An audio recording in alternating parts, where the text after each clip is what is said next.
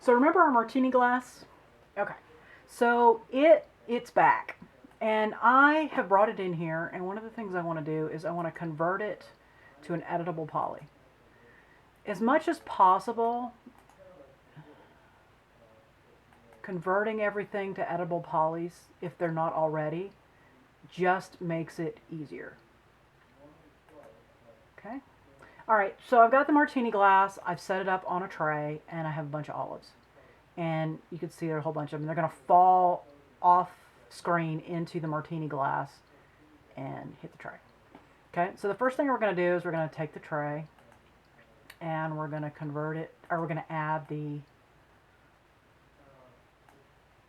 rigid body, MassFX rigid body modifier. And it is going to be kinematic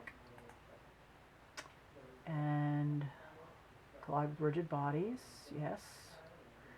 And wood is probably closest to limestone, so we'll make it out of limestone.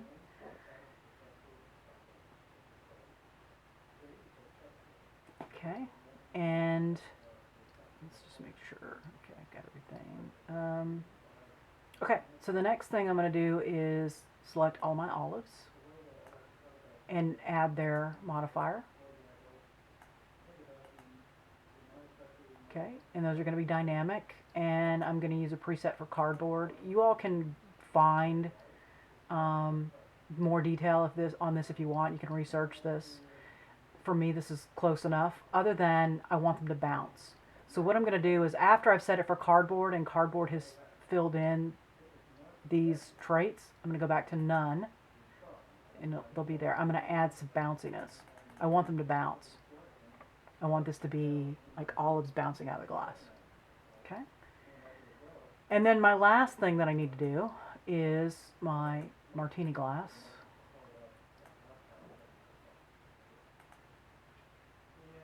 Okay? And it is going to be kinematic. Now, you see what's happened here? Under physical shapes, oh, one last thing. Physical material, limestone. Okay, so under physical shapes and physical mesh parameters, it's showing what looks like a cylinder that's been tapered. Let's see what happens if I change this to vertices. Okay, and it's showing it as a convex shape. It's more concave, really. Let's see what happens when we play that. See if that works.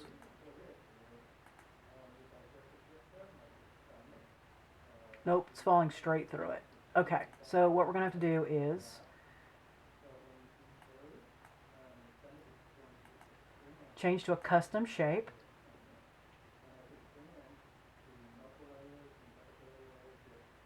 That's not what I want. Hang on. Concave. Oh, here we go. Okay, and then come down here and pick under the physical mesh parameters, change it to concave because it is concave. Change it to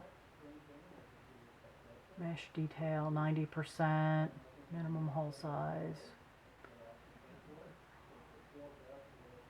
I'm going to check improve fitting and hit generate. And so what it's going to do is it's going to convert that shape into a mesh that fits it better than what you saw. Because what we saw, what's going to happen is the olives are going to fall down and they're going to hit that top of that cylinder, and none of them are going to go in the glass. They're just going to bounce out, and none of them would stay in the glass. This way we're trying to get that bowl shape of the glass a little better. I will tell you, say this doesn't work no matter what you do, and this is very frustrating. One of the things you can do is create it as a static shape and then create an invisible shape, one that's off, and use that as your bowl instead.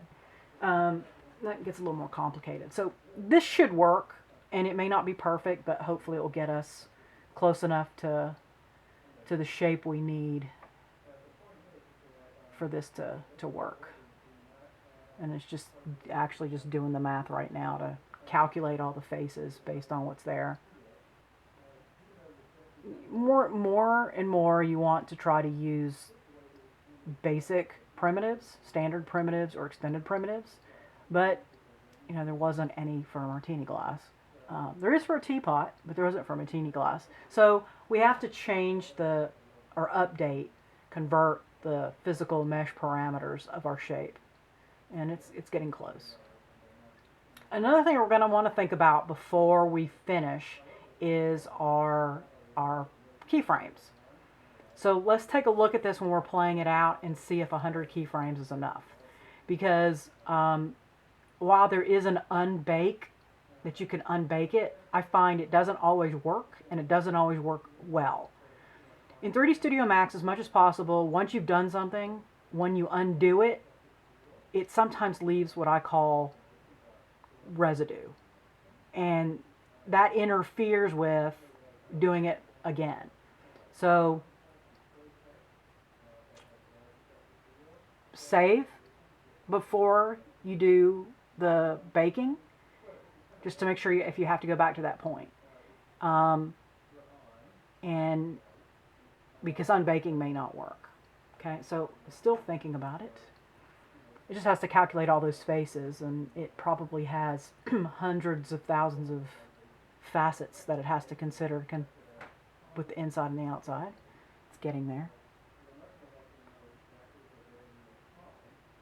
I thought it'd been done by now, but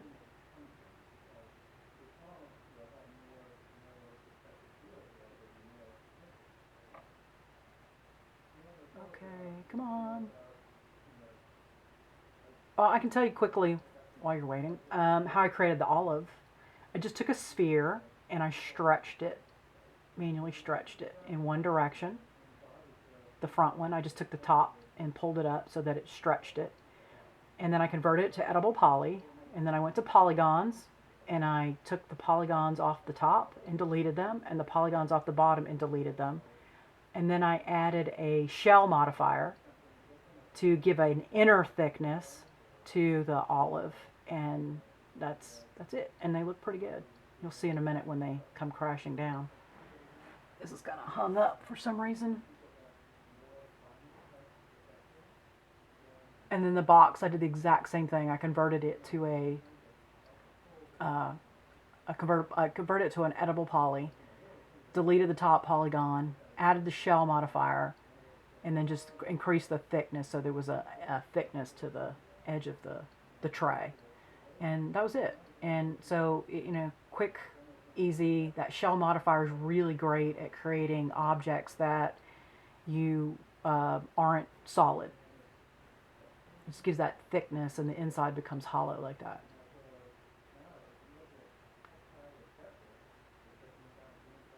Okay, I don't know why it stopped right there.